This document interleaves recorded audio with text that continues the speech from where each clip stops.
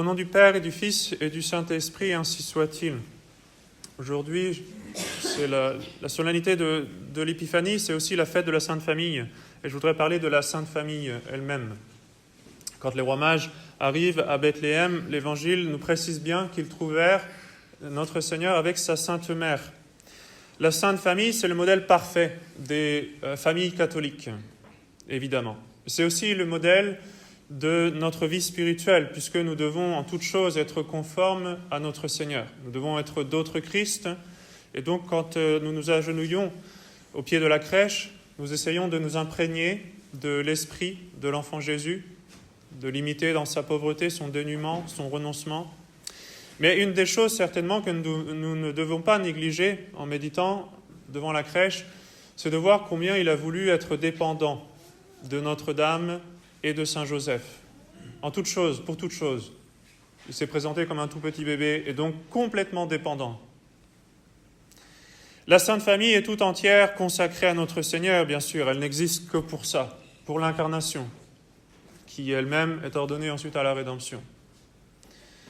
Et donc par conséquent, et la Sainte Vierge et Saint Joseph ont un lien privilégié envers ce mystère.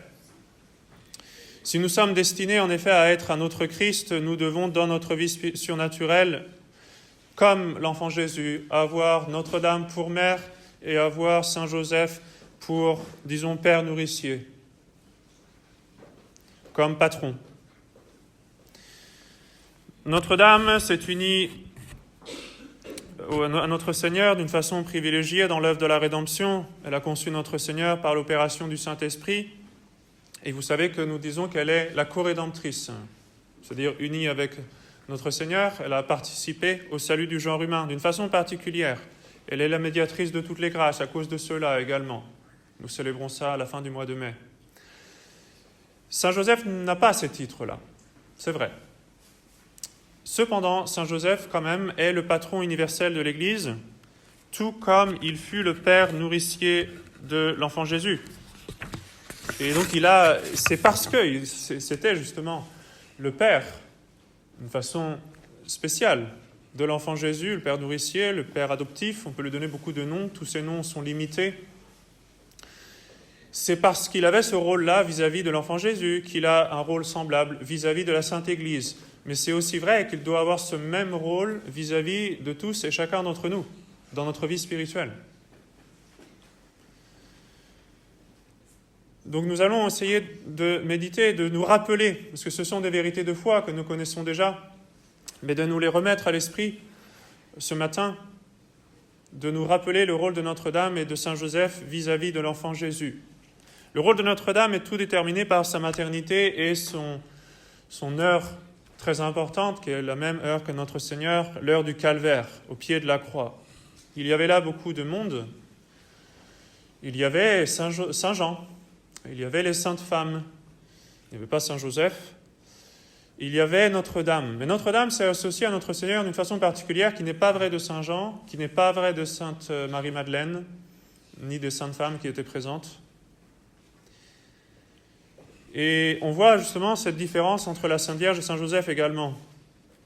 Pouvons-nous aider notre Seigneur à sauver les âmes? Oui, nous le pouvons. Et c'est un aspect très important de notre vie spirituelle, d'essayer de mener les âmes au ciel.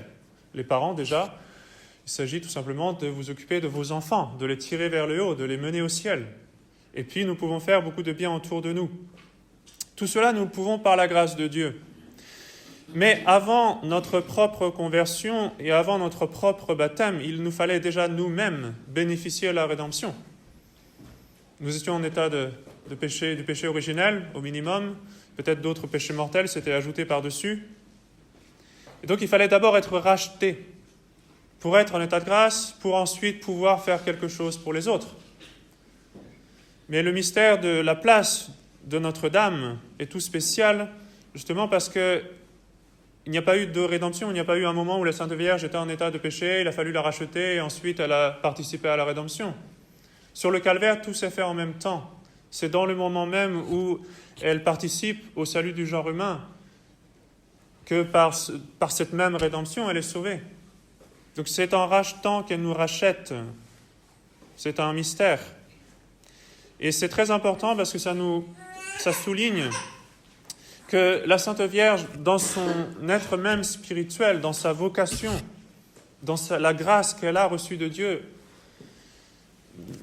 était destinée à cela, justement, à être notre mère, à nous sauver, bien sûr, en union avec notre Seigneur, jamais sans notre Seigneur, mais c'est une façon toute particulière de participer au salut des autres. Et donc, dans son être même, elle est notre mère. Et donc, elle ne peut pas nous oublier. Elle ne peut pas nous oublier. Elle ne peut pas se sauver sans nous, d'une certaine façon, sans ce rôle, disons, du moins. Sa vocation, sa prédestination est liée à cette œuvre de la rédemption. Et donc, quand la Sainte Vierge s'occupe de l'enfant Jésus à la crèche, d'une façon mystique, d'une façon surnaturelle, spirituelle, elle s'occupe de tous et chacun d'entre nous. Elle a les mêmes attentions maternelles. Et nous devons être bien convaincus de cela. Elle est plus, de ce point de vue-là, sur le plan surnaturel, on peut dire qu'elle est plus notre mère que même notre mère de la terre. Dans ce sens que notre mère de la terre existait déjà sans être mère. La Sainte Vierge a trouvé la vie surnaturelle, bien sûr, elle a été conçue sans péché, mais parce qu'elle était prédestinée à ça, à cette œuvre de la rédemption. Alors ne pensez jamais que Notre-Dame puisse nous oublier, ce n'est pas possible. Le rôle de Saint Joseph est un petit peu plus compliqué, un peu plus subtil, disons. Saint Joseph n'a pas coopéré directement à la rédemption ni à la conception de l'enfant Jésus, mais le bon Dieu voulait qu'il soit là. Le bon Dieu voulait qu'il soit là. Et on devine facilement la sainteté de Saint Joseph en comparant, vous connaissez cette comparaison, mais il est toujours bon de la méditer, de la façon dont notre Seigneur a choisi Saint Jean. C'était un apôtre bien choisi, l'apôtre vierge, l'apôtre qu'il aimait d'une façon particulière.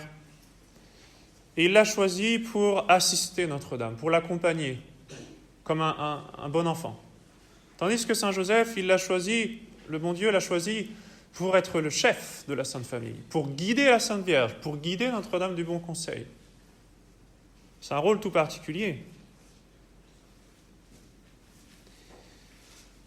Et Saint Joseph, au départ, et même tout au long des mystères de l'enfance de notre Seigneur, est en proie à beaucoup d'épreuves qui, on peut dire, sont humiliantes. Et il va pratiquer l'humilité d'une façon héroïque.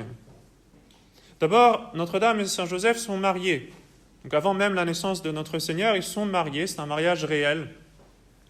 Mais arriva ce qui est arrivé, l'Annonciation, la conception miraculeuse du Fils de Dieu. Et Saint Joseph, lui, n'était pas là lors de cette Annonciation. Il n'était pas au courant, mais il voyait bien que Notre-Dame était enceinte. Et ça l'a tourmenté, c'était difficile pour lui. Les pères de l'Église nous disent que Saint Joseph n'a pas fait de jugement téméraire, n'a pas cru que Notre-Dame puisse commettre l'adultère. Mais quand même, il était tourmenté. Qu'est-ce qui se passait ? Et finalement, il a décidé de partir, de rejeter secrètement la Sainte Vierge, parce qu'il voyait bien que se passait quelque chose, et il pensait qu'il n'avait aucune part dans ce mystère. Et alors, le bon Dieu lui a donné une autre annonciation, l'annonciation à Saint Joseph. L'ange lui apparaît pour lui dire que si, il a sa place, et il doit s'occuper de la Sainte Famille. On a besoin de lui. Alors Saint Joseph s'occupe, comme le bon Dieu le lui demande, de la Sainte Famille. Mais quand nous traversons toutes les fêtes de Noël, tous les mystères de Noël, nous voyons bien comment à plusieurs reprises il est éprouvé. Le soir de Noël, il ne peut présenter qu'une grotte. Lui qui voulait partir avec humilité, voilà que le bon Dieu lui demande d'être là. Bon, alors au moins il va faire tout son possible. Et pour accueillir la naissance du Sauveur, pour accueillir le Fils de Dieu, il n'a rien d'autre à présenter qu'une crèche avec de la paille. Ça, pour Saint Joseph, ça a été terriblement éprouvant. Il a cette responsabilité devant Dieu et il n'est pas capable de donner mieux.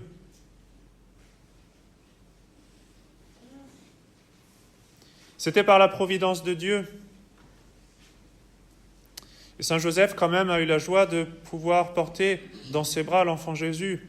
C'était une grande consolation, mais mêlée à beaucoup d'humilité. Ce n'est pas quelque chose qui l'a enorgueilli à cause de ses circonstances.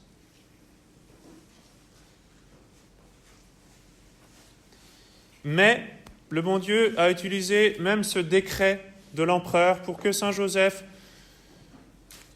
assume devant la loi romaine le rôle de père. Notre Seigneur est recensé. Et alors, les Romains, eux, on ne va pas leur demander le mystère de l'incarnation, ils ne connaissent pas. Alors l'enfant Jésus sera recensé comme fils de Joseph. Et Saint Joseph va assumer le même rôle dans le mystère de la circoncision que nous avons célébré le 1er janvier. Ce rôle revient au père de famille.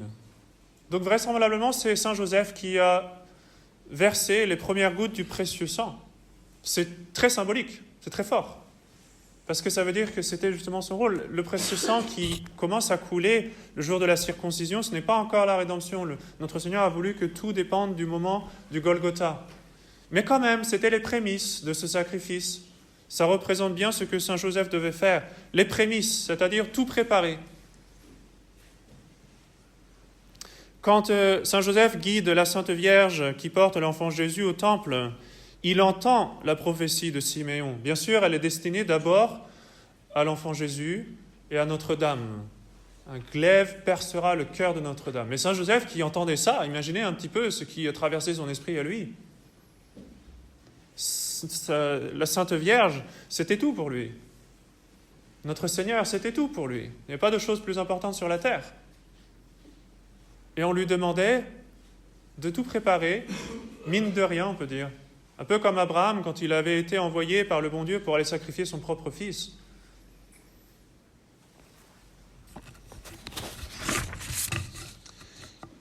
Et pensez ensuite à la fuite en Égypte. Mais c'est pareil, il faut tout quitter tout d'un coup. Saint Joseph doit conduire la Sainte Famille en Égypte. On peut facilement s'arrêter là aussi et penser un petit peu tout ce qui a dû traverser son esprit. Qu'est-ce qu'il va faire? Comment est-ce qu'il va subvenir aux besoins de la Sainte Famille? C'est à nouveau Bethléem qui se répète. On va arriver, il n'y aura rien. Et le bon Dieu le veut ainsi. Il l'éprouve, c'est lui le chef de famille, c'est lui qui est responsable de trouver à manger, de trouver un logis. Le bon Dieu lui donne cette responsabilité-là et en même temps, on dirait qu'il lui enlève tout. Et ce n'est pas arrivé qu'une seule fois, c'est arrivé plusieurs fois. Ça a demandé beaucoup de sainteté de la part de Saint Joseph, d'accepter ce rôle que le bon Dieu insiste à lui donner, mais en même temps, le bon Dieu lui enlève tout d'une certaine façon, sur le plan naturel. Bien sûr, la Providence veille sur la Sainte Famille, mais ça a été éprouvant. Et remarquez bien, par contre, que le bon Dieu envoie un ange avertir Saint Joseph au milieu de la nuit, au dernier moment, mais quand même. C'est Saint Joseph qui reçoit la visite de l'ange. Ce n'est pas Notre-Dame, la reine du ciel, la mère de Dieu, et ce n'est pas l'enfant Jésus qui commande. Pourtant, il est Dieu. Mais dans la Sainte Famille, ce ne sont pas les enfants qui commandent. Le bon Dieu respecte l'ordre des choses. Ça vous donne une idée de l'importance, de la sainteté, de l'autorité du père de famille. Il y avait là la reine du ciel, Notre-Dame du Bon Conseil, tous les titres merveilleux que nous donnons de la Sainte Vierge. Il y avait là Dieu lui-même. Mais comme il est enfant, ce n'est pas lui qui décide. C'est à Saint Joseph que le bon Dieu envoie son ange. Alors, chers enfants, vous trouvez dans cette obéissance de l'enfant Jésus un bon exemple. L'enfant Jésus suit Saint Joseph. Alors suivez vos pères. Et vous, mesdames, pareil. Vous trouvez là un bel exemple d'obéissance. La Sainte Vierge suit Saint Joseph. A priori, il n'était pas là quand il y a eu l'apparition de l'ange. On ne sait pas, du moins, s'il l'a vu, si elle l'a vu ou pas. Mais Saint Joseph lui dit, il faut partir. Elle part. Et partir, Saint Joseph le fera encore définitivement peu de temps, ou disons au début de la vie publique de notre Seigneur, partir pour laisser sa place, pour laisser la place à notre Seigneur. C'est comme ça que Saint Joseph a contribué à la rédemption, on peut dire. Tout préparer, puis s'en aller. Laisser la place au Christ. Ça nous donne là aussi une bonne leçon. Saint Joseph nous donne beaucoup de leçons. Si nous voulons être utiles pour les autres, il faut laisser la place au Christ, laisser la place à notre Seigneur dans notre vie. Et parfois, littéralement, ça se fait en laissant la place aux autres. On pense avoir de bonnes idées, on pense être le meilleur à ceci ou à cela, mais parfois le bon Dieu nous demande de laisser la place aux autres. C'est mieux pour le bien commun. C'est pas facile, c'est ce qu'a fait Saint Joseph.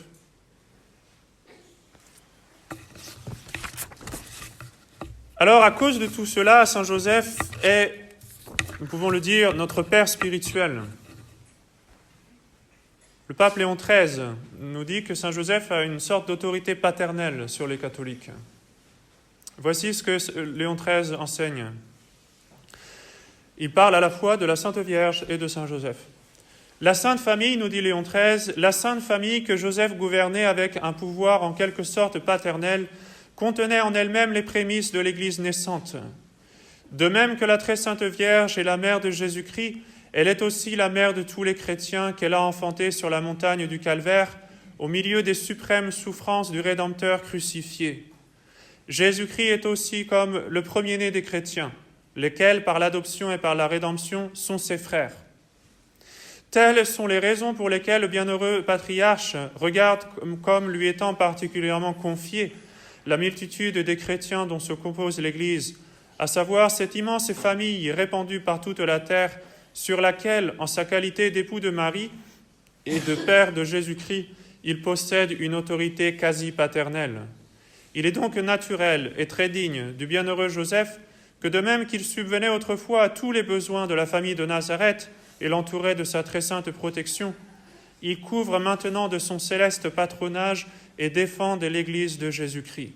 Donc la Sainte Famille, pour nous, c'est le modèle, on peut dire c'est le moule d'une certaine façon, le moule dans lequel nous devons nous mettre, nous placer, pour être comme l'enfant Jésus, pour être enfant de Notre-Dame, et confié à la garde de Saint Joseph.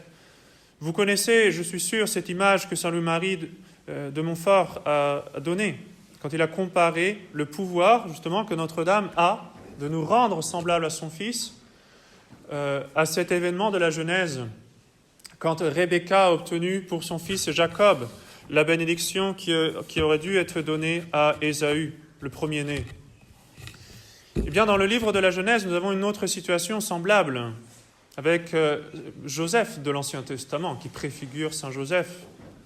Lorsque Jacob, le père de Joseph, du patriarche Joseph, était sur le point de mourir, le patriarche Joseph lui présenta ses deux fils, Manassé et Éphraïm, pour recevoir la bénédiction de Jacob. Et donc il en met un à droite et l'autre à gauche. Il est très attentif à l'ordre, parce que la bénédiction du fils aîné était très importante chez les patriarches. Et il voit son père, Jacob, inverser les choses. Jacob met sa main droite sur le second, Éphraïm. Il met sa main gauche sur le premier, Manassé. Et il inverse les bénédictions. Et le patriarche Joseph lui dit « Mon père, vous vous trompez ». Et Jacob lui dit « Je sais, je sais ». C'est Jacob qui a changé. Donc il a fait un petit peu la même chose que ce qui s'était passé avec Rebecca, c'est-à-dire une inversion des bénédictions. Ça représente le fait que nous recevions la bénédiction de notre Seigneur. Et cela, Notre-Dame peut nous l'obtenir, mais Saint Joseph aussi nous l'obtient. Ayons donc une véritable dévotion à la Sainte Famille, la vraie dévotion à Notre-Dame, parce qu'elle est vraiment notre mère spirituelle, et nous pouvons dire également la vraie dévotion à Saint Joseph, parce qu'il est vraiment notre Père nourricier spirituel. Au nom du Père et du Fils et du Saint-Esprit, ainsi soit-il.